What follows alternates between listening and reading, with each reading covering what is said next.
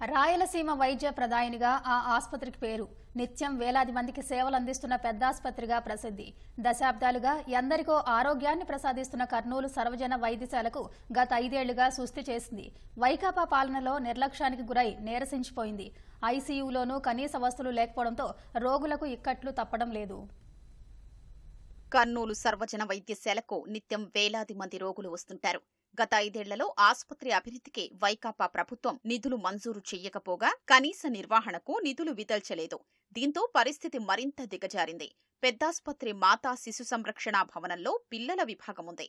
పరిస్థితి విషమంగా ఉన్న చిన్నారులకు ఐసీయూలో చికిత్స అందిస్తారు. నిత్యం పదుల సంఖ్యలో ఇక్కడ పిల్లలు వైద్యం పొందుతుంటారు. కానీ ఐసీయూలో ఏసీలు పనిచేయడం లేదు. దీంతో ఉన్న ఫ్యాన్లతోనే రోగులు సర్దుకోవాల్సిన దుస్థితి ఏర్పడింది.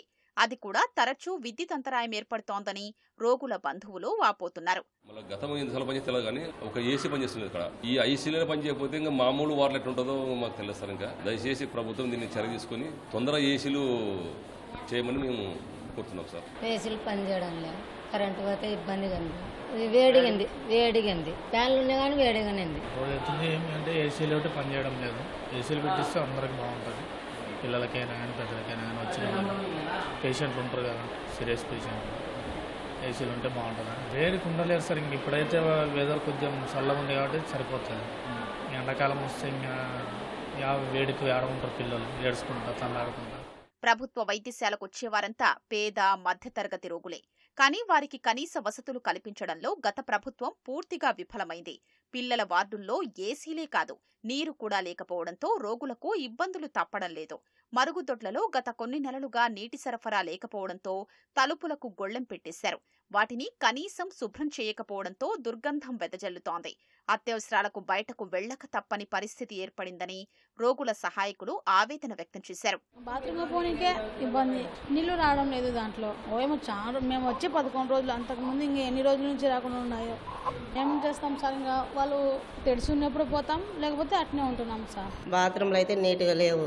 ఏమన్నా మళ్ళీ ఇంజక్షన్ అయితే కిందికి వెళ్తున్నాం మేము డబ్బులు ఇచ్చి. కింద కూడా నీట్గా లేవు, గలీజే ఉన్నాయి, వస్తలేవు సార్, వాటర్ వస్తలేవు. అది వేరే వాళ్ళని పక్కన వాళ్ళని పెట్టి వెళ్తున్నాం సార్. ఇంకా ఇప్పుడు ఆరోగ్యాలు బాగాలేవు, మళ్ళీ బాగాలేకుండా అయితే ఎట్లా అని చెప్పి మేము ఇంకా కిందికి వెళ్తున్నాం. బాత్రూంలో అయితే నీళ్లు వాటర్ వస్తలేవు.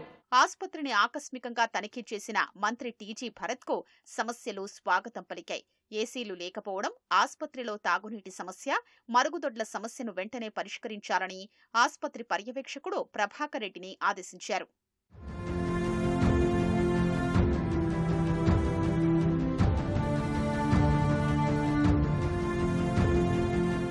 పిల్లలు దాంట్లో ఏసీలు దాదాపు 5 ఏళ్ల నుంచి పనిచేస్తలేదంట. మన వాళ్ళు గొప్ప గొప్ప నాయకులు ఉండ్రి ప్రీవియస్, మరి ఆడపోయినారు 5 ఏళ్ళు ఏసీలు పనిచేయకపోతే ఎక్కడికి పోయినారు, ఏం చేశారు, ఏం చూసారో నాకు అర్థం కాలేదు. సో ఇట్లా చాలా ఇష్యూస్ ఉన్నాయి. మినరల్ వాటర్ ప్లాంట్స్ మేము ఏర్పాటు చేసిన మినరల్ వాటర్ ప్లాంట్స్ దాదాపు 4-5 ఉన్నాయి ఇక్కడ కొన్ని మేము. సో ఆ మెయింటెనెన్స్ లేక ఎక్కడ చూడు వాటర్ అనేదే లేదు ఇక్కడ అవైలబుల్. వాటర్ ప్రాబ్లమ్స్ కూడా విపరీతంగా ఉంది. మా టీంని వచ్చి పంపించి చెక్ చేయించి సుబ్రహ్మణ్యం గారికి రిపోర్ట్ సబ్మిట్ చేస్తారు. ఇమ్మీడియట్ గా వితిన్ ఫ్యూ డేస్ లో అది కూడా రెక్టిఫై చేయాలి. ఎందుకంటే వాటర్ అనేది మినిమం థింగ్. పేషెంట్స్ కి వాటర్ లేక బయట పోయి కొనుక్కొని ఎక్కువ ఖర్చు పెట్టుకొని రావాల్సి వస్తుంది. సో వాళ్ళకు కూడా చాలా ప్రాబ్లమాటిక్ ఉంది కాబట్టి అది ఇమీడియట్ గా తీసుకోవాల్సి వస్తుంది. టాప్ ప్రయారిటీ నేను చెప్పిన నా సూపర్ 6 లో కూడా చాలా టాప్ ప్రయారిటీ ఇచ్చా. రెగ్యులర్ విజిట్స్ ఉంటాయి, ప్రతి డిపార్ట్మెంట్ తో కూడా రివ్యూ చేస్తా. We all have to take it step by step అన్ని కంప్లీట్ చేస్తాము. ఏది మాయాబజార్ కాదు, ఎన్నో సందర్భాల్లో చెప్పినా we will take step by step అన్ని కంప్లీట్ చేస్తాం.